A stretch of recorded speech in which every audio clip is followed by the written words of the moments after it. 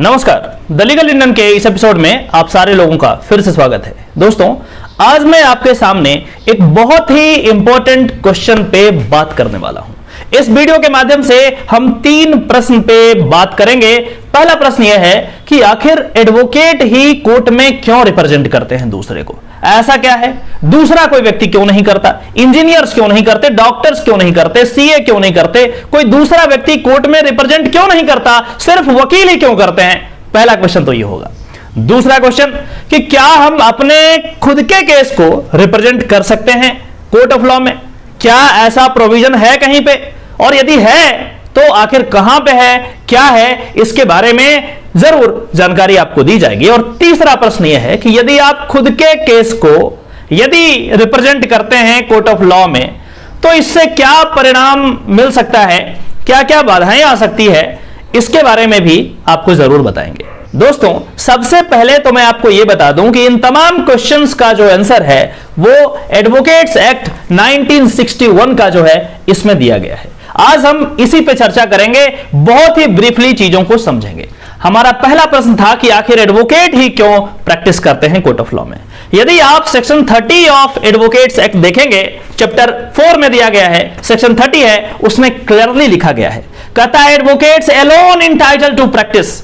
सिर्फ और सिर्फ एडवोकेट्स ही प्रैक्टिस कर सकता है कोर्ट ऑफ लॉ में, दूसरा नहीं कर सकता। यह चीज यहां पे लिखा गया है। इसको हम पढ़ के आपको समझाने का प्रयास करते हैं। कहता है except as otherwise provided in this act or in any other law for the time being in force, no person, ध्यान से समझने वाली बात है, कहता है no person shall on or after the appointment day be entitled to practise in any court or before any authority or person unless he is enrolled as an advocate under this act।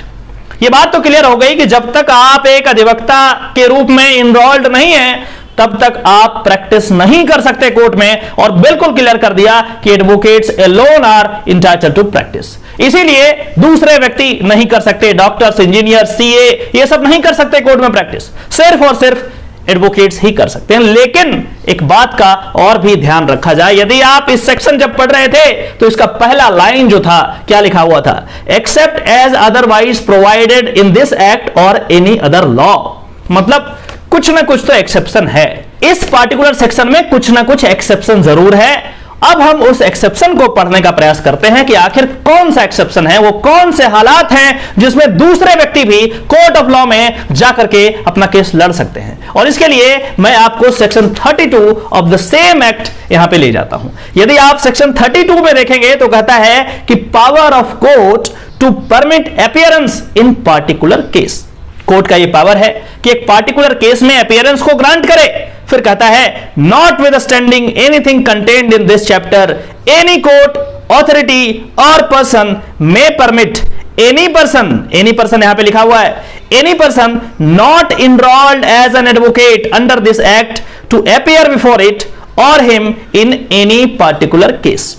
यही वो provision है जो आपको यह power देता है कि यदि आप चाहें तो अपने खुद के केस को रिप्रेजेंट कर सकते हैं खुद से, कोई प्रॉब्लम नहीं है। सेक्शन 32 में यहां पे बिल्कुल क्लियर कर दिया गया है कि आप अपने केस को खुद से रिप्रेजेंट कर सकते हैं। एडवोकेट होना जरूरी नहीं है, बार काउंसिल ऑफ इंडिया में इनरोलमेंट कराना जरूरी नहीं है, कोई दिक्कत नहीं है। बस इतना करना है कि आपको कोर्ट का परमिशन लेना होगा। जिस कोर्ट में आप अपीयर होना चाह रहे हैं उस कोर्ट से आपको परमिशन लेना पड़ेगा और उसके बाद आप स्वयं अपने केस को रिप्रेजेंट कर सकते हैं। आपको किसी वकील की जरूरत नहीं होगी। अब तीसरा प्रश्न आपके दिमाग में ऑटोमेटिक आ जाएगा कि यदि हम खुद के केस को रिप्रेजेंट करते हैं तो क्या क्या समस्याएं आने वाली है, क्या क्या डिफिकल्टी आने वाली है, इसके बारे में भी बता दें।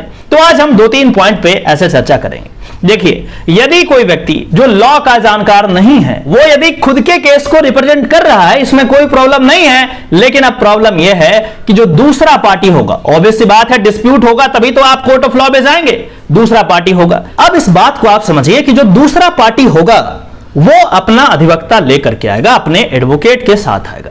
अब ध्यान रखिए, आपको किससे मुकाबला करना है? आपको एक एडवोकेट से मुकाबला करना है, उनसे सवाल जवाब करना है, उनसे आर्गुमेंट करना है। इस बात का ध्यान रहे कि वह एक प्रोफेशनल व्यक्ति है, वह वकालत करता है, उसने एक स्पेशलाइज्ड कोर्स किया है और उसके बाद बहुत सारी चीजें सीखा है, बहुत सारे केसेस किए हैं, बहुत सारा एक्सपीरियंस है, उसके बाद आपको उससे मुकाबला करना है। एक आम व्यक्ति जो लॉ की जानकारी नहीं रखता है, वो यदि अपने केस को रिप्रेजेंट करना चाहे तो कर ले, इसमें दिक्कत नहीं है, लेकिन दिक्कत तब होगा जब सामने वाला वकील आप पे हावी हो जाएगा। आप अपना केस हार सकते हैं, बहुत ज्यादा प्रोबेबिलिटी है, क्योंकि सामने वाला व्यक्ति एक प्रोफेशनल है। और यदि अपना केस आप हार जाते हैं तो बाद में यह क्लेम नहीं कर सकते कि मेरे पास वकील नहीं था इसीलिए मैं केस हार गया। यदि हार गए वो आपकी गलती है, आपको स्वयं सोचना चाहिए था। तो इस पार्टिकुलर सिचुएशन में आप अपने केस को खुद से रिप्रेजेंट कर सकते हैं, बट कंडीशन जो है मैंने आपको बता दिया कि कोर्ट से परमिशन लेना होगा और क्या क्या कंसीक्वेंसेस फेस करने पड़ सकते हैं वो भी मैंने आपको बता दिया। यदि आपको ऐसा लगता है कि आप कंपिटेंट हैं, आपके पास लॉ की जानकारी है, आप जितना एक एडवोकेट जानता है उसके समतुल्य जानते हैं, आप अपना केस लड़िए, कोई दिक्कत नहीं है। बस आपको एप्लीकेशन लगाना है कोर्ट ऑफ लॉ में, कोर्ट से परमिशन लेना है और बस उसके बाद आप अपना आर्गुमेंट कर सकते हैं। एक और छोटा सा प्रश्न आपके दिमाग में उठ सकता है कि आखिर सारे लोगों को क्यों नहीं दे दिया गया राइट कि कोई भी रिप्रेजेंट कर सकता है। देखिए इसमें प्रॉब्लम है, इसमें सबसे बड़ा प्रॉब्लम है कि यदि आप लॉ के जानकार नहीं होते हैं और आप केस हार जाते हैं तो बाद में ये कहते हैं कि मेरे पास वकील नहीं था, आप ऐसा करो मुझे वकील दिलवा दो उसके बाद लड़ेंगे। इससे प्रॉब्लम यह होता है कि जुडिशियल टाइम वेस्ट होता है, जजेस का टाइम, कोर्ट का टाइम खराब होता है और यह टाइम बहुत इंपॉर्टेंट है, बहुत पेंडेंसी है, बहुत केसेस हैं और यह टाइम किसी को बर्बाद करने का कोई अधिकार नहीं है।